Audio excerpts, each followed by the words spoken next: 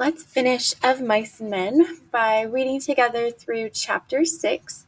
On our full text on Cami, the page number you're looking for is 49 out of 53. So we're almost done. This is our shortest chapter, and also the climax, falling action, and resolution happens in this chapter.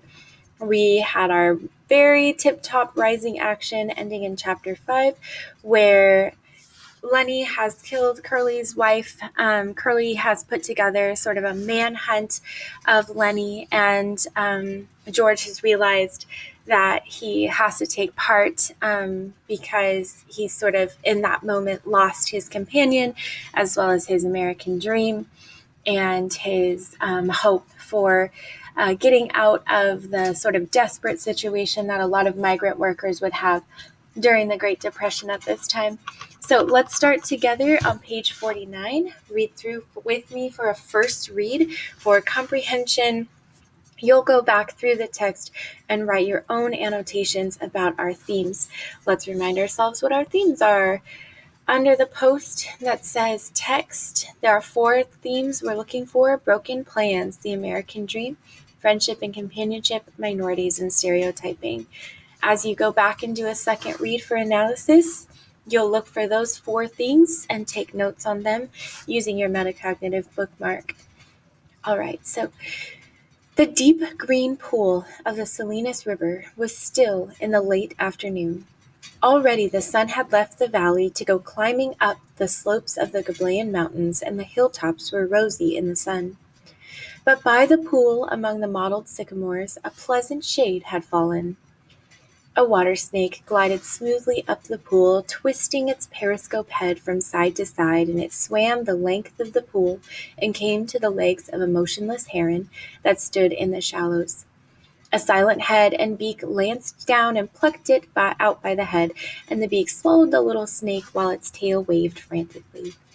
A far rush of wind sounded, and a gust drove through the tops of the trees like a wave. The sycamore leaves turned up their silver sides. The brown, dry leaves on the ground scuttled a few feet, and row on row of tiny wind waves flowed up the pool's green surface. As quickly as it had come, the wind died, and the clearing was quiet again. The heron stood in the shallows, motionless and waiting. Another little water snake swam up the pool, turning its periscope head from side to side. Suddenly, Lenny appeared out of the brush, and he came as silently as a creeping bear moves. That's a really interesting simile, comparing Lenny to a bear, right? A very silent, thoughtful, slow bear, kind of going into this space that's very peaceful, right? The heron pounded the air with its wings, jacked itself clear of the water, and flew off down the river. The little snake slid in among the reeds at the poolside. Lenny came quietly to the pool's edge. He knelt down and drank, barely touching his lips to the water. When a little bird skittered over the dry leaves behind him, his head jerked up and he strained toward the sound with his eyes and ears until he saw the bird, and then he dropped his head and drank again. When he was finished, he sat down on the bank with his side to the pool so that he could watch the trail's entrance. He embraced his knees and laid his chin down on his knees, kind of like a child would sit if he was scared or in trouble. The light climbed out out of the valley, and as it went, the tops of the mountains seemed to blaze with increasing brightness.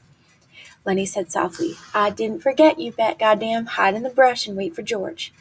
He pulled his hat down low over his eyes. "Gonna give me hell." George gonna wish he was alone and not have me bothering him. He turned his head and looked at the bright mountain tops. "I can go off right there and find a cave," he said, and he continued sadly, "and never have no ketchup, but I won't care. If George don't want me, I'll go away. I'll go away." And then from out of Lenny's head there came a little fat old woman. She wore thick bull's eyes glasses, and she wore a huge gingham apron with pockets, and she was starched and clean. She stood in front of Lenny and put her hands on her hips, and she frowned disapprovingly at him. So this is from his imagination, right? This woman isn't really appearing, right? It's something that he's thinking about and something that is like so real in his mind that it's clear, but the woman's not really there, right? Let's remember that.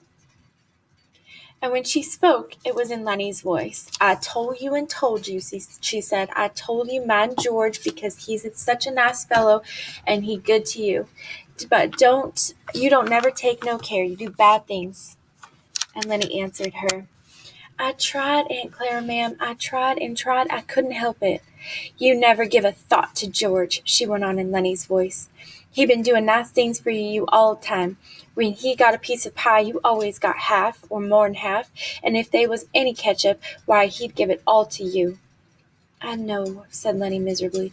I tried, Aunt Clara, ma'am. I tried and tried. So let's pause and talk about who this character is. Aunt Clara would be Lenny's only family. And it seems that she's not somehow in his life anymore. And so we don't know necessarily why, but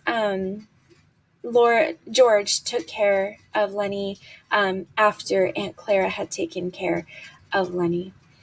So she seems like a stern woman, someone who would be tough with Lenny. So she interrupted him.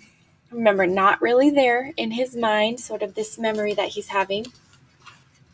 All the time, he could have had such a good time if it wasn't for you. He would have took his pay and raced hell in a whorehouse, and he could have sat in a pool room and played snooker, but he got to take care of you. Lenny moaned with grief. I know, Aunt Clara, ma'am. I'll go right off in the hills, and I'll find a cave, and I'll live there so I won't be no more trouble to George. You just say that, she said sharply. You're always just saying that, and you know, son of a bitch, and well, you ain't never gonna do it. You'll just stick around and stew and by Jesus out of George all the time. Lenny said, I might just as well go away. George ain't gonna let me tend no rabbits now. So Lenny's realizing his hope is gone, right? He's knowing his companion is gone. He's realizing his hope is gone. Two of our themes that you could look for. Aunt Clara was gone, and from out of Lenny's head, there came a gigantic rabbit, right? So two of these characters now, not really there, but sort of what is happening in Lenny's mind as he's sort of mourning the fact that he has done this thing that has caused all of his hope in his future to leave him, plus his companion.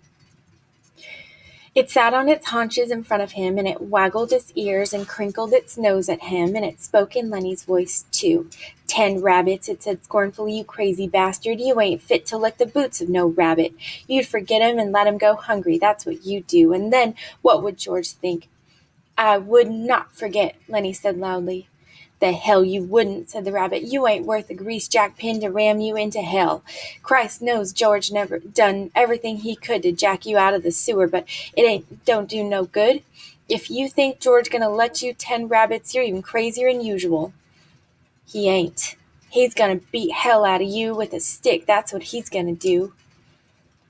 Well, so Lenny's having this moment of just these horrible, sad, negative thoughts about who he is, what his identity is, what his worth is.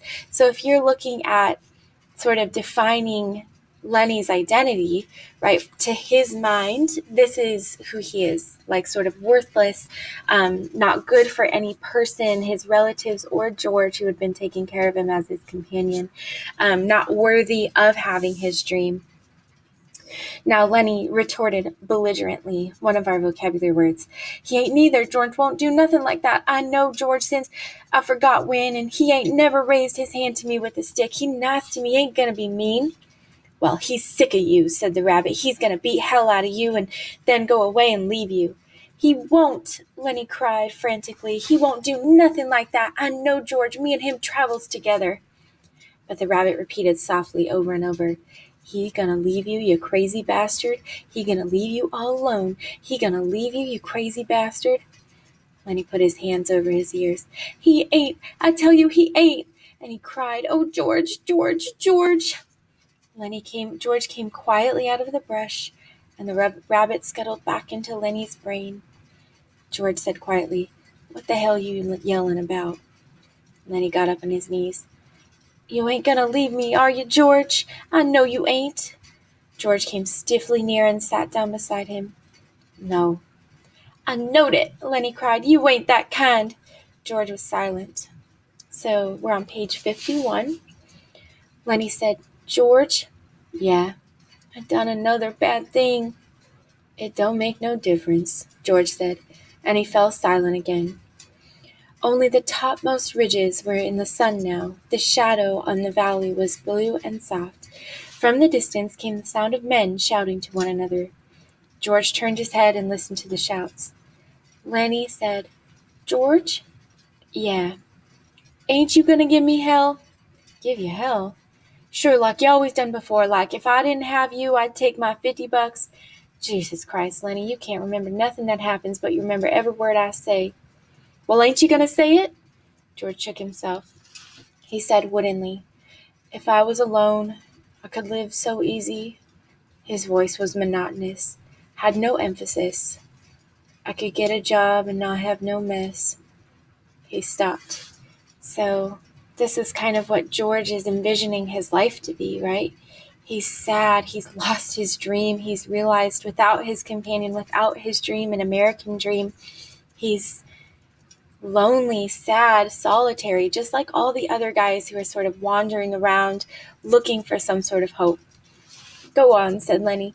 And when the end of the month come, I could take my $50 and go to a cat house. He stopped again. Lenny looked eagerly at him. Go on, George. Ain't you going to give me no more hell? No, said George.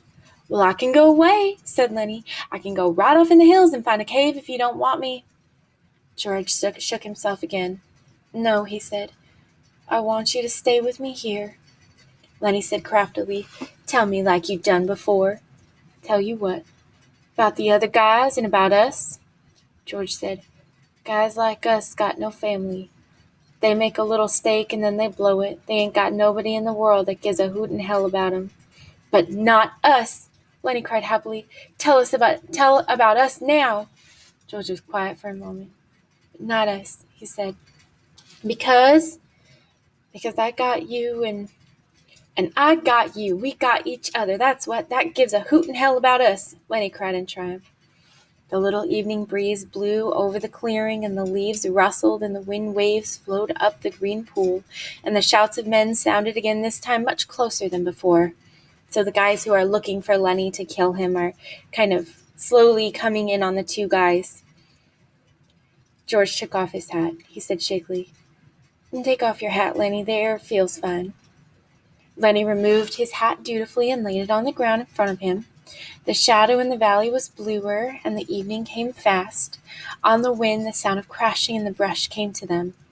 Lenny said, Tell how it's going to be. George had been listening to the distant sounds. For a moment, he was businesslike. Looked across the river, Lenny, and I'll tell you so you can almost see it. Top of 52. Lenny turned his head and looked off across the pool and up the darkening slopes of the Gobelins. We gonna get a little place, George began. He reached in his side pocket and brought out Carlson's Luger. He snapped off the safety, and the hand and gun lay on the ground behind Lenny's back. He looked at the back of Lenny's head, at the place where the spine and the skull were joined. I want you to sort of remember back when Carlson shot Candy's dog to put him out of his misery. That's the place where he said would be the least painful, right? To put him out of his misery the quickest and with the most care or kindness. A man's voice called up from the river, and another man answered. Go on, said Lenny. So at this point, George is standing behind Lenny, or they're both sitting down, and George is sitting behind Lenny, so they're not looking at each other, right? They're looking straight forward, both of them. George raised the gun, and his hand shook. He dropped his hand to the ground again. Go on, said Lenny. How's it going to be? We going to get a little place. We'll have a cow, said George, and we'll have maybe a pig and chickens, and down the flat we'll have a little piece of alfalfa. For the rabbits, Lenny shouted. For the rabbits, George repeated. And I get to tend the rabbits. And you get to tend the rabbits. Lenny giggled with happiness. And live on the fat of the land. Yes. Lenny turned his head. No, Lenny. Look down there across the river, like you can almost see the place. So he's giving Lenny this dream and this hope, filling his head with like just these beautiful thoughts of their independence and security and companionship. Lenny obeyed him. George looked down at the gun, almost like Lenny is his child and George is the dad taking care of Lenny. There were crashing footsteps in the brush now. George turned and looked toward them. "Go on, George. When we gonna do it?" "Gonna do it soon. Me and you." "You and me? Everybody gonna be nice to you. Ain't gonna be no more trouble. Nobody gonna hurt nobody nor steal from 'em." Lenny said, "I thought you was mad at me, George." "No," said George. "No, Lenny, I ain't mad. I never been mad, and I ain't now. That's the thing I want you to know." Right? To make him know like how kind he is, how much he loves him, how much he means to him. The voices came close now. George raised the gun and listened to the voices. Lenny begged, "Let's do it now. Let's get that place now." "Sure, right now. We gotta. And George raised the gun and steadied it, and he brought the muzzle of it close to the back of Lenny's head, right where the place where he wouldn't feel any pain. The hand shook violently, but his face set, his hand steadied. He pulled the trigger. The crash of the shot rolled up the hills and rolled down again. Lenny jarred and then settled slowly forward to the sand, and he lay without quivering. So this kind of shows us that Lenny died really quickly without any pain, with all these positive, sweet, loving thoughts in his mind. And this was a huge sacrifice for George. George depended on Lenny to be there for him, to give his life meaning, and he put Lenny potentially out of his misery so that he wouldn't be tormented in jail or killed by someone else. Remember back when Candy said about his dog companion that he should have been the one to put him out of his misery. He should have been the one to be compassionate in killing him or ending his life, right? To give your companion that last moment of joy or peace before having no more pain. George shivered and looked at the gun, and then he threw it from him back on the bank near the pile of old ashes. The brush seemed filled with cries and with the sound of running feet. Right? So it was this quiet, calm moment. And then these guys come in, these angry, violent men looking to murder, and they disturb this peace. Slim's voice shouted, "George, where you at, George?" But George sat stiffly on the bank and looked at his right hand that had thrown the gun away. The group burst into the clearing and Curly was ahead. He saw Lenny lying on the sand. "Got him, by God!" He went over and looked down at Lenny, and then he looked back at George. Right in the back of the head," he said softly. Slim came directly to George and sat down beside him, sat very close to him. "Never you mind," said Slim. "I got to sometimes." So Slim is coming in as this sort of calming voice of wisdom, assuring George that he had done the right thing, that he had done good by Lenny, by ending the future pain that he would have had by these angry guys who, don't have the meaning of a companion. They don't understand. But Carlson was standing over George. "How'd you do it?" he asked, without really even caring, just the same way when he had put Candy's companion dog out of misery. "I just done it," George said tiredly. "Did he have my gun?" "Yeah, he had your gun," saying that Lenny had the gun, so George had shot him out of self-defense so he could be protected. George could be protected. "And you got it away from him, and you took it and you killed him?" "Yeah, that's how." George's voice was almost a whisper. He looked steadily at his right hand that had held the gun. Slim twitched George's elbow. "Come on, George. Me and you will go in and get a drink." So Slim is kind of giving him that reassurance and being there for him in his time of need. George let himself be helped to his feet. "Yeah, a drink." Slim said, "You had to, George. I swear you had to. Come on with me." He led George into the entrance of the trail and up toward the highway. Curly and Carlson looked after them, and Carlson said, "Now what the hell you suppose is eating them two guys?" The end. So thanks for reading Of Mice and Men with me. You guys are going to go back and think through that chapter about all of our themes and how and why the book ends this way. And we'll keep talking about identity, mercy killing, and all of the things that go into this book. Thank you.